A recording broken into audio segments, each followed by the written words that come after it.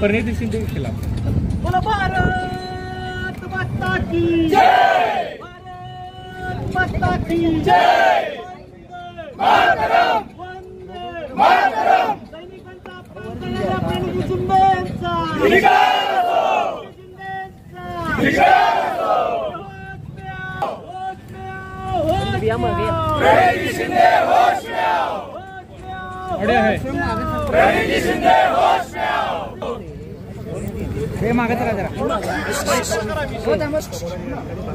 दादा। धिक्कार असो, धिक्कार असो, धिक्कार असो, धिक्कार असो, धिक्कार असो। अरे प्रणिती शिंदेचं करायचं काय? अरे प्रणिती शिंदेचं करायचं काय? धिक्कार असो, धिक्कार असो, धिक्कार असो। भारत माता की जय, भारत माता की जय। सैनिकों के सम्मान में, भाजपा मैदान में, भारतीय सैन्याचा।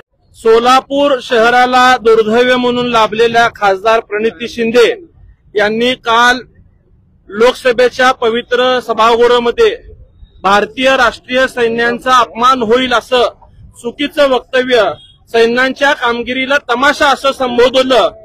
यासाठी मी प्रथमतः खासदारांचा निषेध करतो।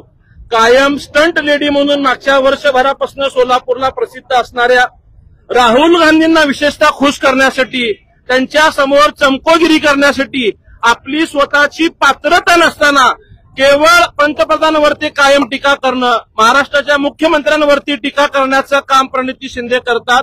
आपल्या संपूर्ण भारत राष्ट्राला माहित आहे की पहलगाम मध्ये जो अतिरेक्यांकडून दुर्दैवी हल्ला झाला, विशेषतः जे सपत्नीक त्या ठिकाणी लोक पर्यटनाला आले होते, महिलांच्या समोर त्यांच्या पतींची हत्या करून सुंदूर पुसण्याचं पाप अतिरेकींनी केलं होतं।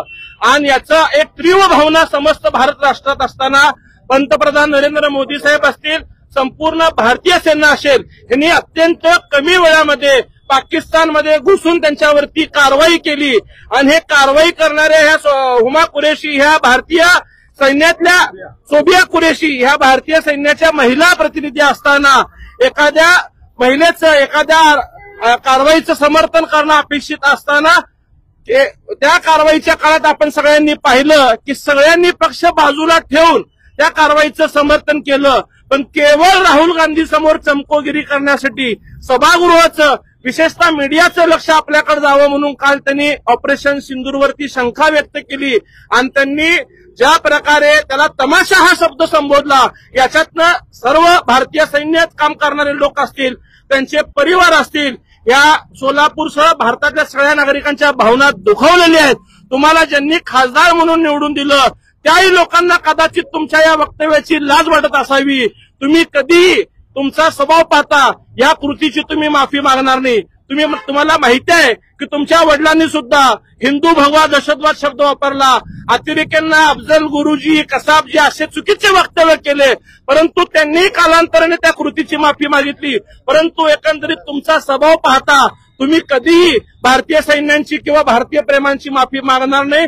म्हणून आम्ही सर्व सोलापूरकर, विशेषतः भारतीय जनता पार्टी, आम्ही सर्वजण भारतीय सैन्यांचे माफी मागतो की आमच्या सोलापूरच्या लोकप्रतिनिधींनी तुमच्या कारवाईबद्दल असं चुकीचं वक्तव्य केलेलं आहे।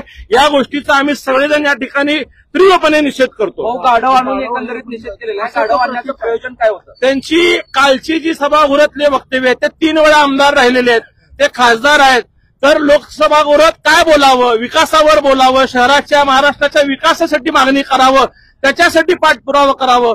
वर्षभरात एकही काम किती निधी आणला हे कधी त्यांनी सांगितलं नाही। एखादा आमदार, एखादा लोकप्रतिनिधी ज्यावेळेस विधानसभेत बोलतो, दुसऱ्या तिसऱ्या दिवशी तीच गोष्ट लोकसभेत मांडायचं, 5-10 वर्ष जे स्वतःला करता आलं नाही, त्या सगळ्या कृतीचा फक्त स्टंट करायचा, ही कालचं त्यांचं वक्तव्य हे गाढवापेक्षा पुढच्या अकलीचं असल्यामुळे त्यांना आज या ठिकाणी गाढव आणून त्यांचा निषेध केलेला आहे। सिंदूर ऑपरेशनवर प्रश्न उपस्थित करणं एक खासदार म्हणून हे चुकीचं आहे का? की सत्ताधाऱ्याकडून उत्तर मिळत नाही म्हणून तो प्रश्न उपस्थित? तुम्ही सिंदूर प्रश्नावरती प्रश्न विचारणं वेगळं आहे। आपण पत्रकार महोदय, आपण ज्येष्ठ आहात, तमाशा या शब्दाचं आपण समर्थन करता का?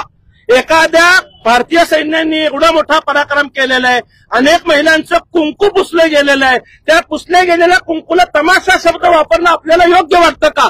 त्यांच्या तमाशा या शब्दावरती आमचा सगळ्यांचा आक्षेप आहे.